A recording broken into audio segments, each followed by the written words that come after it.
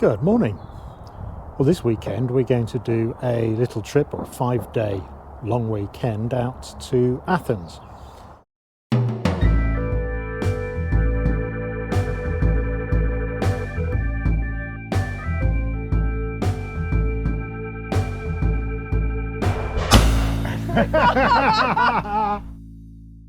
Greece is in the eastern half of the Mediterranean, and Athens is on the eastern side of Greece. Athens is about a 3.5-hour flight from London. Greece is in the EU, so that means travel for EU citizens is very easy. It's also in the Eurozone, so it uses euros, which are convenient, and virtually everywhere in Greece these days accepts chip and pin credit cards, so you basically do not need cash. The flights and the hotel are booked with British Airways. Now, it is an early flight, it's 6:35 in the morning, and then we've got a sort of an afternoon flight coming back, or a late afternoon flight coming back. That's because we wanted to get as much time in Athens as possible, but it's a 3-something hour flight each direction. Now, because it's such an early flight, I did consider doing what we've done in the past, which is to get a taxi to Heathrow. But that's getting more expensive these days because you're getting charged for drop-off charges as well as the taxi parking to collect you afterwards. So a while ago I used to, on business, use the short-term car park at Terminal 5, and actually for 5 days that's working out, booking in advance, at something like £140, which does sound a lot, but given that it's not a huge amount more than the getting a taxi, plus you've got the guarantee that you can just go when you're ready and you know your car's waiting. You're not having to look nervously at your watch waiting for this taxi, which is inevitably late. The airport is about an hour east of Athens itself and is accessible by either taxi or a pretty good metro system. And the metro system is €10 each direction. So you can just tap and go with your credit card, just like the London Underground today. The Acropolis Hill is in the centre of Athens, and it's probably a good place to base yourself.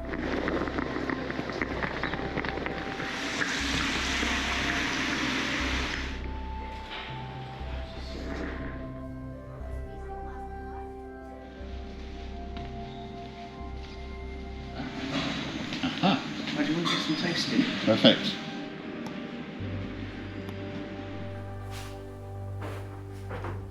Shop that because it also makes it a bit noisy. Oh, we've got a little Yeah. balcony even. Well, there we are. Oh, that's nice. Looking Very out on the different, square. isn't it? Yeah.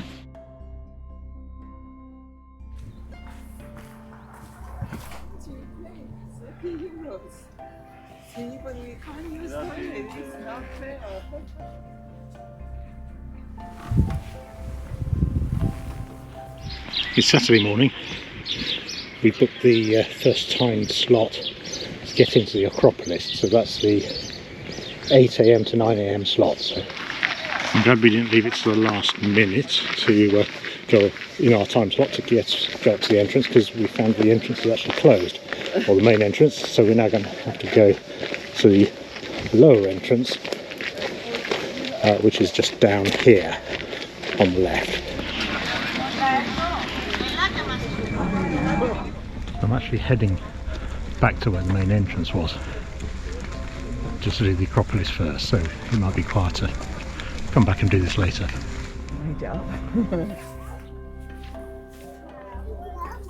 Ah, that's an entrance.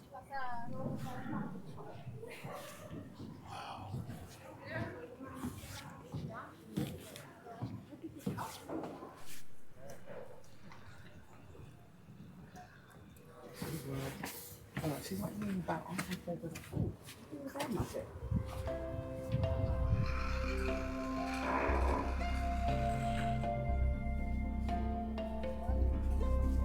And this is why I made sure we came in at 8 o'clock. Now, having done the top of the Acropolis, we want to look at the south slopes. And the important thing is, here, we don't go down there. That is the exit once you've gone out. you can't get back in with your ticket, so we need to stay within the confines here to get to the south slopes. This is the north slope. Now, one thing I've noticed is that if they have an entrance at one place, they have the exit at the other end. So if you want to do it in the different order, you're going to have to reverse and go back to the whatever the defined exit is, which does mean traversing all the crowds again. Having said that, in our case, that was worth it because it meant we got up to the Acropolis first while it was very quiet. The crowds down below in the south slope were extremely busy. In contrast to the south slopes, the north slopes are just cool, shaded and empty. So we've gone from the viewpoint, which is on the north side of the Acropolis, and we're coming down here, and there is thankfully an entrance exit. Now, we went up the Acropolis on the weekend and it was very busy, as you can see, but looking now, this is Monday early afternoon, pretty quiet.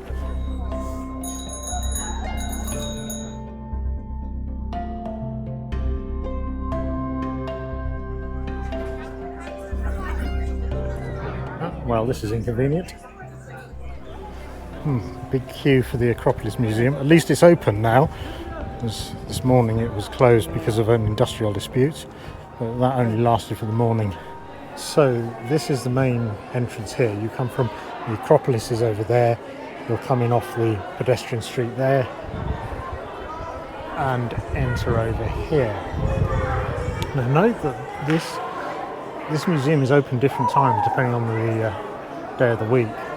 So on Sundays I noticed it seemed to be open till something like 8 p.m, whereas today's a Monday and it's only open till 5.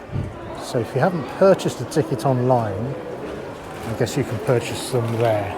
So with your ticket, those are the turnstiles there. So you have to scan the barcode of the ticket to go through there. And over there is a cloakroom for depositing larger bags. So I suspect this is a lot busier than it normally would be on a Monday afternoon because they were on strike in the morning, so everyone's been pushed into the afternoon. So it was €20 per person to get in here, and they were timed tickets. You do have to go through a bag check, and also even just 20-litre day packs they're not that keen on, they want you to store them. I like the fact that these have been carved by someone who knew horses and clearly rode horses themselves. As you can tell from the postures of the riders and the positions of the horses, they're very accurate. So Sally, you're right, that is effectively An account. a set of financial books. It's a nice terrace here. Note that you do have to prove that you've got tickets to get back in. Down below us, there's further excavations. Now to get to those, we need to leave through the turnstiles, go out, go round, and then we need the same tickets with the barcodes that we used to get in here, and that will let us into the excavations there. That did actually take a bit of fiddling to get through that turnstile. It did eventually accept the barcode, so if you have problems, just keep trying. So this is Agora, which is just north of and down the hill from the Acropolis. It's a separate ticket, or appears to be. So we just had to pay an extra €20 each. I think the Acropolis and the Acropolis slopes are 30 each. This is in better condition, but I think it's more recent. This is a lot quieter. Seems the coach parties don't come here. The sewer. Excellent.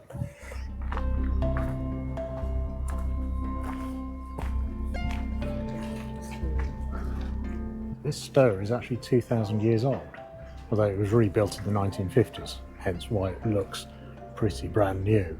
This is now the museum, so it's included in part of the entrance fee, that €20 entrance fee. Notice the timber ceilings here. I think this is what you would have seen on the Parthenon and other such temples. Of course, that's all timber, so it's gone, leaving just the columns, but this shows what those structures would have looked like. So we're just about to leave the Agora. So this is 12:30. When we came in, there were like 3 or 4 people in front of us in the queue. And now There's a lot of people.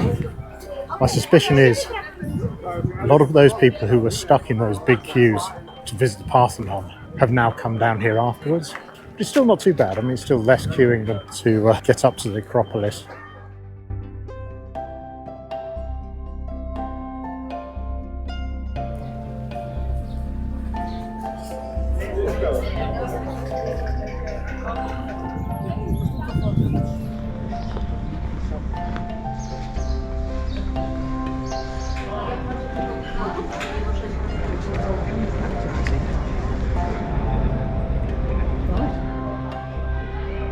To the east and north of the Acropolis is Plaka, which has little streets, restaurants, bars.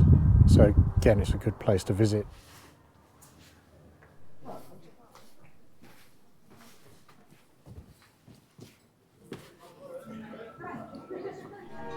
Oh, you want me to sit here? So you're opposite me. Yeah, I'll do that. Because it looks a bit weird otherwise. Look at that view. Oh my god. We can go straight, whichever. Oh yeah, I mean whichever way you want to go. You can go up if you want.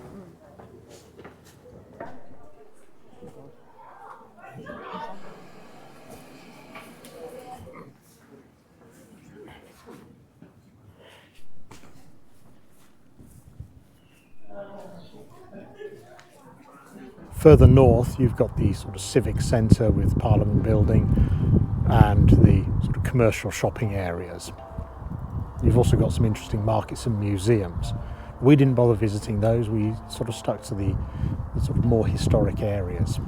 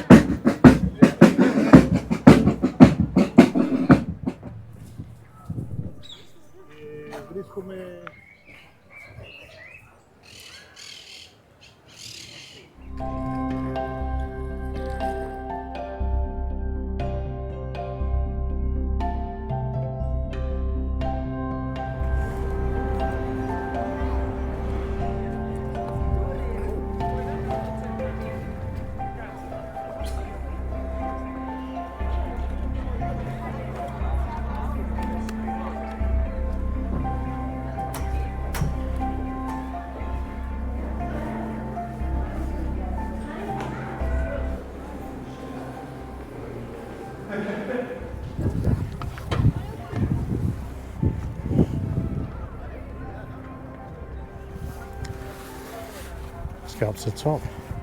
It gets suddenly steep here. Wow, look at this. Centre of gravity.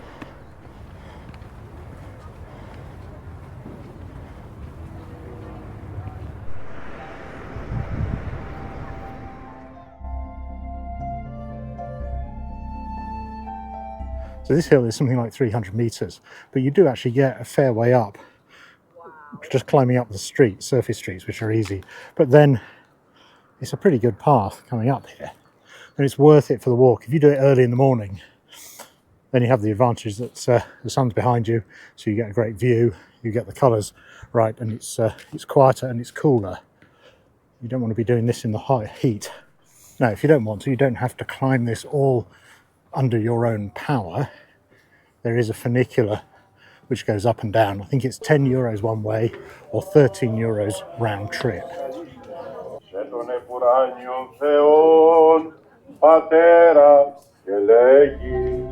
love the way random trees are planted in the pavement.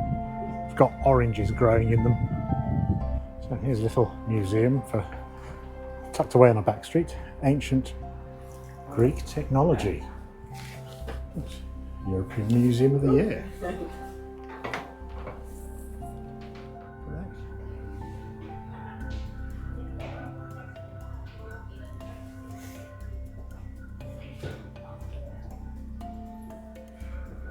Yeah, it's got a magazine. Yeah. Loads the arrow, fires it. And then it's just up to there. Bang, fires it. And then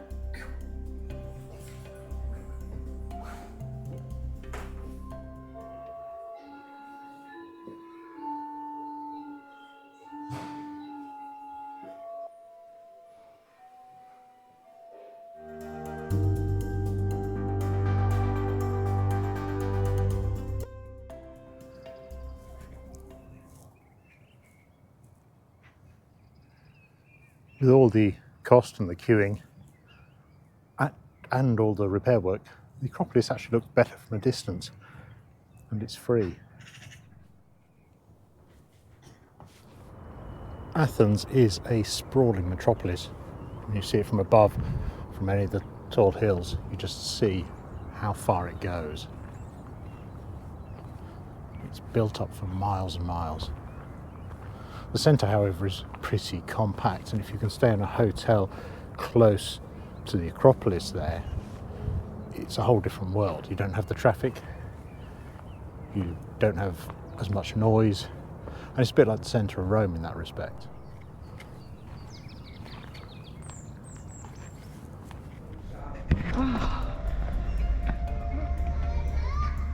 Yeah, this is the old city walls from 4th century BC.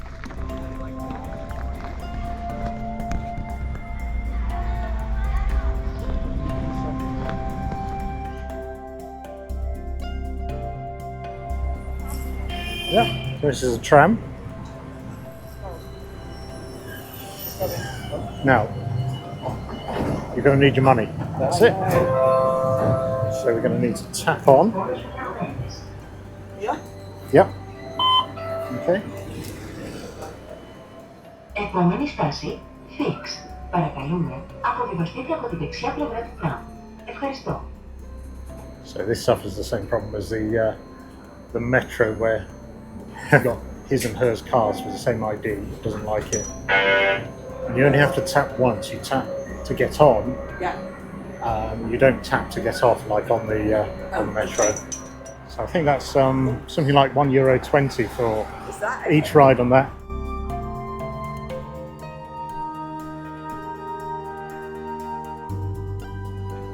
So this will take us down to the coast. I think it's about 20 or 30 minutes.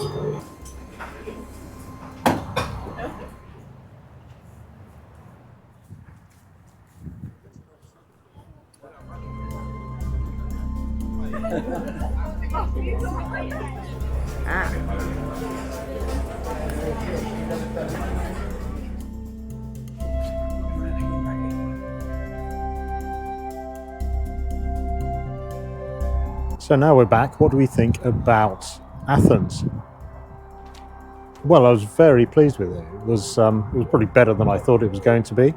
It did make a big difference having a hotel that was really close to the Acropolis, so it was almost a pedestrianised zone. You could get around that whole central area really easily on foot. Transport was excellent. You've got the trolley buses, we didn't try those. You've got the trams, they were good. You've got the sort of metro trains, and those you could tap on and tap off with your credit card. So it was just so easy. You don't have to buy tickets or anything. I think the only places that we allegedly needed to pre-book and get time tickets for were the Acropolis and the Acropolis Museum. Everywhere else we didn't.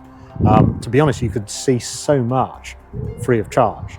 You don't have to pay to go in the Acropolis. You can, as you can see, the views you can get from many other places of the Acropolis are fantastic.